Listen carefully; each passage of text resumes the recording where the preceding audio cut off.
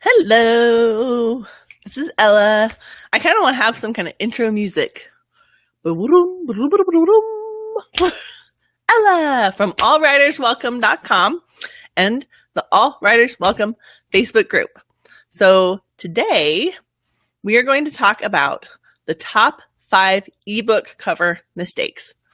Now, if at any time you have a question, go ahead, put it in the comments, and I will try and get to it. But what I want to first start out with is that these mistakes are in the context of if you want to sell more copies of your book. So if that's your intention, then these are the top 5 ebook covers mistakes. Because some people, if your intention is just to print copies of your book and give it out to family members, that's a totally different scenario. And so these might not be applicable for you. But if your intention is to sell more copies of your book, then these are really common mistakes that people make, and you don't want to make them.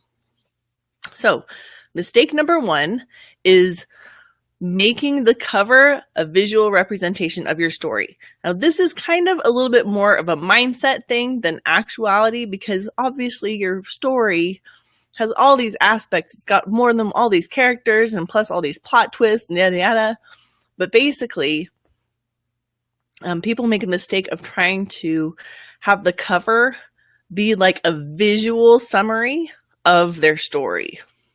And that's a really big mistake, because in the mindset of thinking that the cover should represent the story, what you're missing out on is the fact that the book cover is number 1, first and foremost, a marketing tool. Okay, so the purpose of the book cover is just to get people to click on your book. It is not to be a visual representation of your story, so we'll get into that more and more. Okay, but yes, the book cover is a marketing tool. The whole purpose, the number 1 only and entire purpose of the book cover is to get people to click or pick up your book off the shelf. Okay, mistake number 2. So here's a really big mistake that people make, is that the book cover doesn't match the genre that the story is. Okay, so I had a guy who came to me with some book. He had actually printed the books out, and so here's his story. So he had a friend who was a graphic artist, so he hired a guy to do some custom artwork. It was $200 for the custom artwork for his book cover, and then he had then he hired somebody else and spent $150 to have somebody else arrange it on the cover and get that all made. And then he printed a bunch of copies of his book. And he came to me and he's like, "Hey, what do you think of my book cover?" And I looked at the book cover, and the book was the custom artist was a graphic artist, so it looked like a graphic novel. And I said, "Is your book a graphic novel?" And he said, "No, it's sci-fi." And I was like, "Oh no!" And I hated to tell him, because he had just spent $350 plus printed all those copies of his books. And so what happened is that his cover looked like a graphic novel, and his book was sci-fi. So his cover didn't match the genre. And what happens then is that somebody who likes graphic novels is going to pick up the book and be like, "Oh yeah, graphic novel," and then open it, and it's going to be sci-fi in there. It's not going to have any of the graphics. And then somebody who likes sci-fi, like me, I don't read graphic novels, but I do occasionally read sci-fi. I'm not even going to pick up his book because I don't read graphic novels. So you disappoint everybody. It is a lose-lose situation. So make sure that your book cover matches your genre so that people who can pick it up. And that goes back to the point of the book cover as a marketing tool. Okay, but yes, so you get the point on that one, I think. Okay, mistake number 3 is trying to make an original cover. So I've had some people who are like, "I don't want my cover to look like all the rest of the covers out there. I want my cover to be original." And that's, again, mistake number 3, because you don't actually want your cover to be original. You want your cover to look like all the other covers in your genre, because if you're like me, and most people, not like most people are like me, but people who read a lot of, who like are heavy duty readers who read a lot like me, I read a lot of fantasy. Well, I know when I'm browsing and kind of skimming those book covers, I kind of know what kind of thing appeals to me. I'm like, ooh, I like them with strong women, with magic. If they have a wolf, that's good. So I'm like looking. So if you want me to click on your book and you have a story that's in that genre where you have a strong woman with magic, well, there's definitely a certain book cover that I look for, and they all kind of look somewhat similar. They do. None of them is original. So you don't want to be the one that stands out. You want to be the one that looks like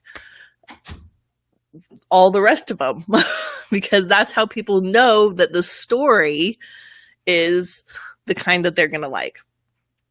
Okay. So, if any of these are resonating with you, go ahead and give me a like, so I know that kind of we're on the right topic, that we're kind of like, hitting things that come up with you. Okay. So go ahead and let me know.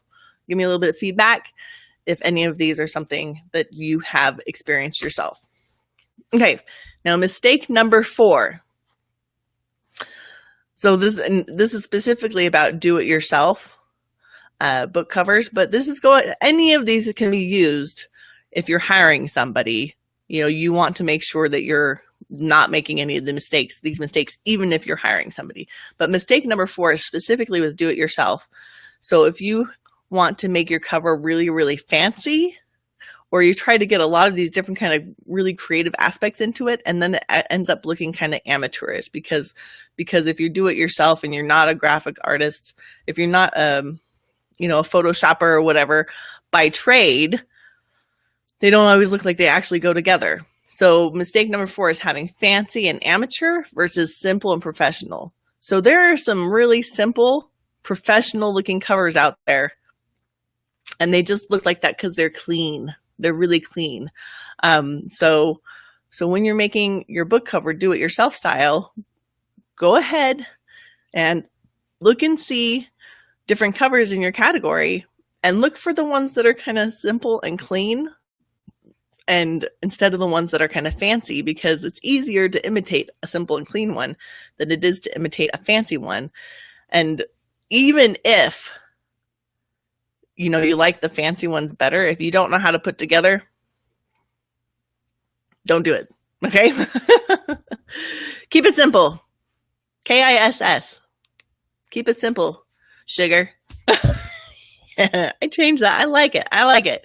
Okay. Mistake number 5 is having a sentimental attachment to the book cover. So there are times, especially if your book's been out for a while, that you need to update the book cover. I'm going to go into this a little bit because, so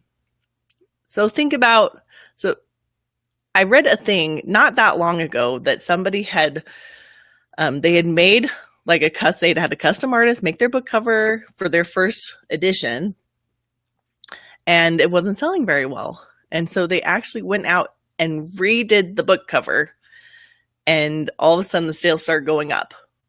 Okay. And this comes back to that point that I was making earlier, that the book cover is a marketing tool, because the book cover is just to sell copies of your book. And if you have a sentimental attachment to one specific cover, and your book is not selling very well, what you're going to want to do is change the cover.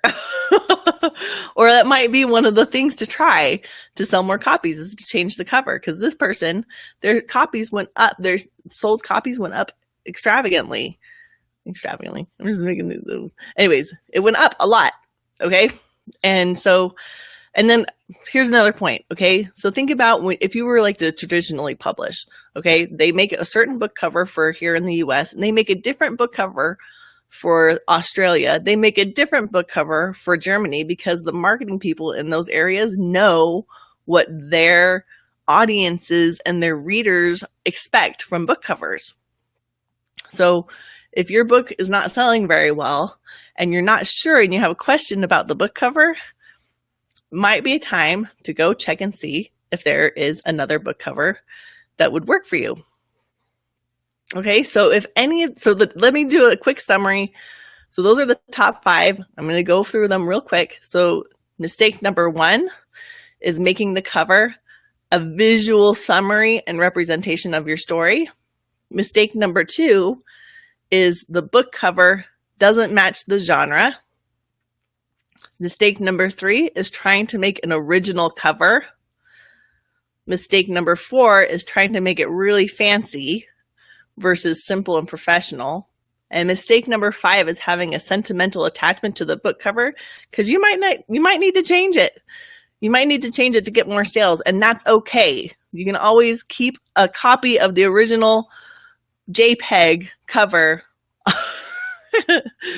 in your hard drive. So if any of these have been useful, go ahead and share this. I also have made a PDF with these top 5 mistakes, and you can get that PDF at allwriterswelcome.com/top5. So go ahead, and it says top 5. On mine it says hide, but don't ignore that hide. Let's try that again. Nope. Anyways, so it's allwriterswelcome.com/top5, and that's where you can download a copy of these top 5 mistakes that people make. So that way you can have that for when you're making your own ebook cover, or when you're hiring somebody to make your ebook cover, you can make sure that you don't make those mistakes. So does anybody have any questions? If you do, go ahead and put them in the comments, and I will be around and I will answer. And I really want to help you. You might consider going ahead and posting your book covers in the group and getting some feedback. We'll be happy to do that for you. Thank you so much, and I will see you later. Bye.